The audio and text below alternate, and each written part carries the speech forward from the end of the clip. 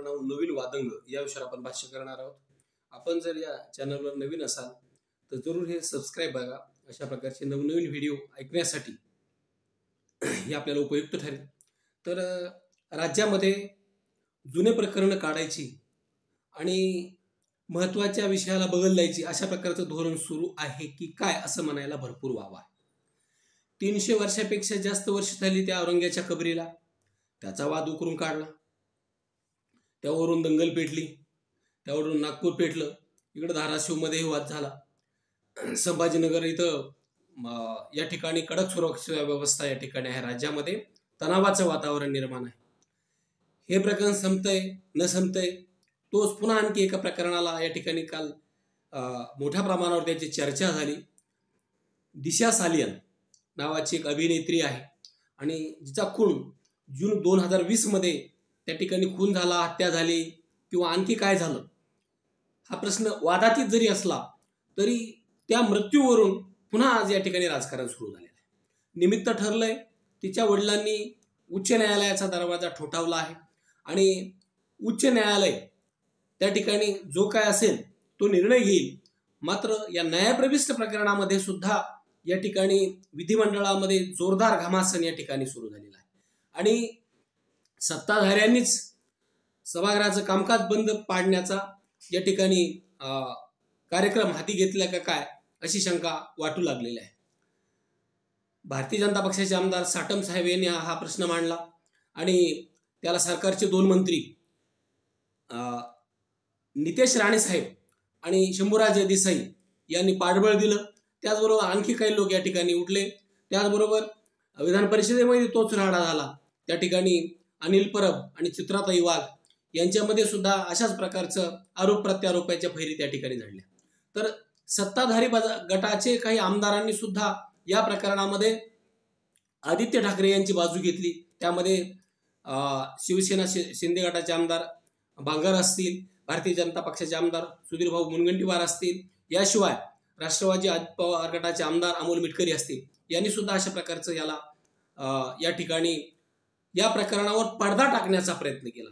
परंतु का कुणास ठाऊक अशा प्रकारचं म्हणजे 8 जून 2020 ला ही घटना घडलेली आहे मुंबईच्या मालाडमध्ये आणि त्यानंतर 5-6 दिवसांनी सुशांत सिंग राजपूत याचाही या ठिकाणी म्हणजे याचीही या ठिकाणी अशा प्रकारचा मृत्यू झालेला आहे आणि या 2 घटनांच्या दरम्यान काही साधर्म्य आहे काय किंवा या 2 घटना कुठे मिळत्या जुळत्या आहेत का यावरून वादंग निर्माण झाला। नेमकं काय प्रकरण आहे तर ही मृत्यूची घटना आहे। दिशा सालियन ही मुलुंडमधील या मालाडच्या एका इमारतीच्या 14व्या मजल्यावरून खाली पडली आणि त्यावेळेस तिच्यासोबत मंगेतर रोहन रॉय आणि काही मित्र हे पार्टीमध्ये होते असं सांगितलं जातं आणि हा मृत्यू आत्महत्या आहे का अपघात आहे यावरून वाद निर्माण झालेला आहे। मुंबई पोलिसांनी याची अपघाती नोंद केलेली आहे। ऑगस्ट 21 मध्ये याचा क्लोजर रिपोर्ट दाखल करून हा तपास बंद केलेला आहे आणि त्यांना कोणतेही ठोस पुरावे सापडले नाहीत।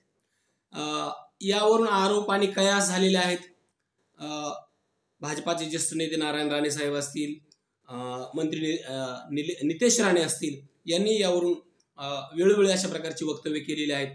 आता या प्रकरणाला नेमकं आताच का चर्चा सुरू झाली तर दिशाचे वडील सतीश सालियन यांनी अगदी काही दिवसापूर्वी म्हणजे अगदी या प्रकरणाला अजून केस नंबर सुद्धा उच्च न्यायालयात पडलेला नाही, तर या मार्च 25 मध्येच उच्च न्यायालयात याचिका दाखल केली आणि त्यांनी सांगितलं की या प्रकरणाची CBI चौकशी केली पाहिजे। त्यांनी दावा केला की दिशावर सामूहिक अत्याचार करून तिची हत्या करण्यात आली आहे। आतापर्यंत तपास हा बनावट आहे आणि या याचिकेमध्ये त्यांनी आदित्य ठाकरे, सूरज पांचोले आणि इतरांना त्या ठिकाणी त्यांनी यावर आरोप करण्यात आलेले आहेत।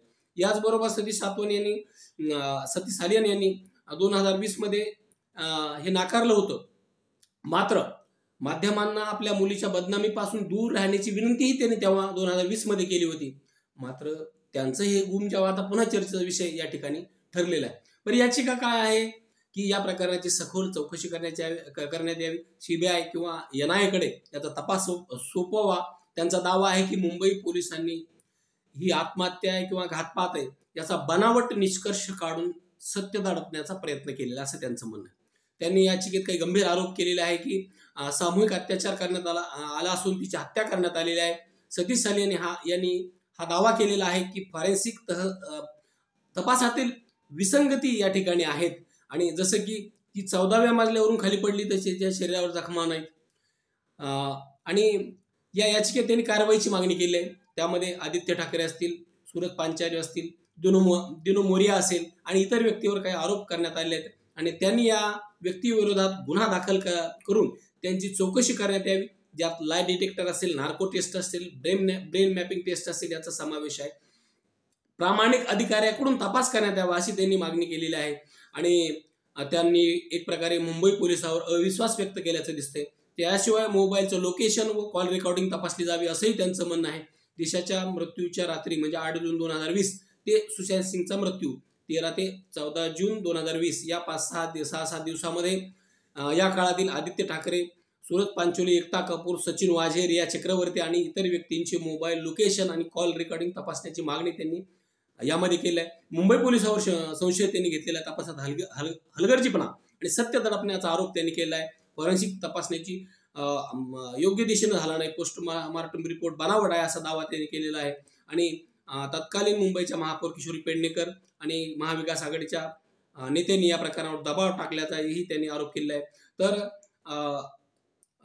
2 वर्षापूर्वीच आदित्य ठाकरे यांनी एका प्रसारमाध्यमाला मुलाखत देताना सांगितलं की हे प्रकरण घडलं तेव्हा मी, माझ्या आईचे वडील म्हणजे त्यांचे आजोबा हॉस्पिटलमध्ये होते आणि मी त्या ठिकाणी होतो.